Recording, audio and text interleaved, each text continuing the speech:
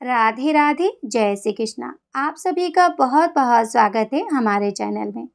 तो देखिए, आज की इस वीडियो में हम कामदा एकादशी व्रत की पूजा विधि देखेंगे। हिंदू नववर्ष की ये पहली एकादशी होती है। तो देखिए, इस एकादशी पे भगवान त्रिलोकीनाथ की पूजा की जाती है। त्रिलोकीनाथ भगवान विष्णु जी हैं, तो आप भगवान विष्णु जी की फोटो की पूजा कर सकते हैं, या फिर अगर आप लड्डू गोपाल जी की सेवा करते हैं तो आप लड्डू गोपाल जी की पूजा अर्चना भी कर सकते हैं, क्योंकि लड्डू गोपाल जी भी भगवान विष्णु जी के ही बाल स्वरूप हैं। तो देखिए, मैंने यहाँ पे एक पात्र में थोड़े से फूलों का आसन देकर लड्डू गोपाल जी को विराजमान कर लिया है। अब मैं उनको स्नान कराऊंगी। तो देखिए, मैं यहाँ पे लड्डू गोपाल जी को चंदन पाउडर से यानी गंधोदक स्नान करा रही हूँ। आप चंदन पाउडर से, पंचामृत से या फिर दूध से भी स्नान करा सकते हैं। तो देखिए, हम यहाँ पे ओम नमो भगवते वासुदेवाय नमः मंत्रों का जाप करते हुए लड्डू गोपाल जी को पहले चंदन पाउडर से स्नान कराएंगे। इसके बाद हम शुद्ध जल से लड्डू गोपाल जी को स्नान कराएंगे। तो हम अच्छे से लड्डू गोपाल जी को स्नान करा लेंगे। स्नान के बाद हम साफ तौलिए से उनको पोंछ लेंगे। और देखिए, ये जो स्नान किया हुआ जल है, इसे हम किसी पेड़ पौधे में डाल देंगे। तो देखिए, मैंने यहाँ पे लड्डू गोपाल जी को अच्छे से पोंछ लिया है और उनके श्रृंगार की सभी सामग्री, उनके वस्त्र वगैरह तैयार कर लिया है। अब पहले मैं उनको इत्र सेवा दूंगी। तो देखिए, अभी गर्मियों की शुरुआत भी हो गई है। आप लड्डू गोपाल जी को इत्र की सेवा जरूर से दें।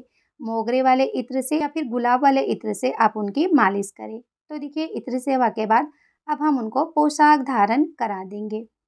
तो देखिए, मैंने यहाँ पे लड्डू गोपाल जी को पोशाक धारण करा दिया है। अब हम उनका सुंदर सा श्रृंगार कर देंगे। इसके बाद हम उनके वस्त्रों पे इत्र लगा देंगे। तो अच्छे से हम उनके वस्त्रों पे इत्र लगा देंगे। इत्र लगाने के बाद हम उनको दर्पण सेवा देंगे। जब भी आप लड्डू गोपाल जी का श्रृंगार करें, उन्हें दर्पण सेवा जरूर से दें। दर्पण सेवा के बाद अब हम उनको विराजमान कर देंगे। इसके बाद देखिए, अब हम पूजा में गणेश जी को विराजमान करेंगे। तो थोड़े से तिलों का आसन देकर हम पूजा में गणेश जी को विराजमान कर लेंगे। साथ ही अगर आपके पास एकादशी महत्तम की बुक हो तो आप उसे भी चौकी पे जरूर से रखें। अब हम जल के छींटे लगाकर भारूप में गणेश जी को स्नान कराएंगे।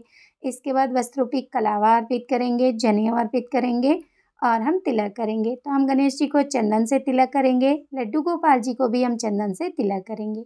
अब हम गणेश जी को रोली से तिलक करेंगे। इसके बाद हम फूल अर्पित करेंगे।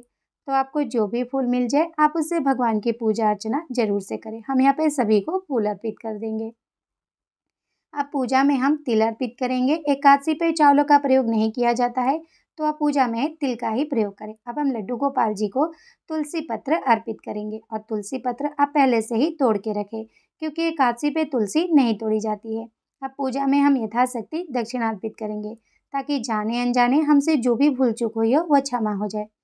अब देखिए, हम भगवान को भोग लगाएंगे। तो हम यहाँ पे गणेश जी को अलग से भोग लगाएंगे, क्योंकि उनके भोग में तुलसी नहीं डाली जाती है। और लड्डू गोपाल जी को हम तुलसी पत्र डालकर लौंग का भोग लगाएंगे। कामदा एकादशी पे भगवान को लौंग का भोग लगाया जाता है। सभी कामनाओं की पूर्ति के लिए आप भगवान को इस दिन लौंग का भोग जरूर से लगाएं। साथ में आप कोई भी ऋतु फल का भोग लगा सकते हैं। अब हम यहाँ पे एक लोटा जल अर्पित कर देंगे।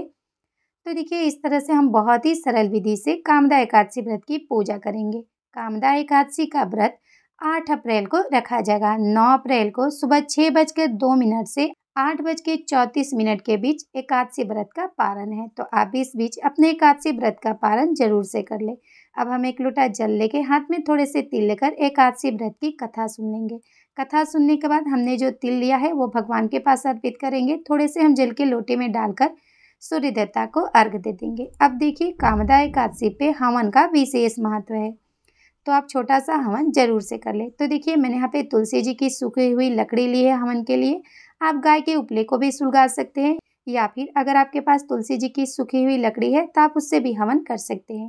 अब देखिए, हम यहाँ पे अग्नि को प्रज्वलित कर लेंगे। इसके बाद हम छोटा सा हवन करेंगे। तो देखिए, आप चाहे तो हवन सामग्री से भी हवन कर सकते हैं, या फिर आप तिल से भी हवन कर सकते हैं। मैं यहाँ पे तिल से हवन कर रही हूँ। तो देखिए, ओम नमो भगवते वासुदेवाय नमः मंत्रों का जाप करते हुए हम तिल से हवन करेंगे। आप 5 बार, 7 बार, 11 बार या फिर 21 बार, जितनी बार आप आहुति देना चाहें उतनी बार आप आहुति दे सकते हैं। इसके बाद देखिए, हमने जो भगवान को लौंग का भोग लगाया है उसे भी हम अग्नि में अर्पित करेंगे। तो देखिए, आपने जो लौंग का भोग लगाया है भगवान को, उसे भी आप अग्नि में जरूर से अर्पित करें। इस तरह से देखिए, हम छोटा सा हवन कर लेंगे।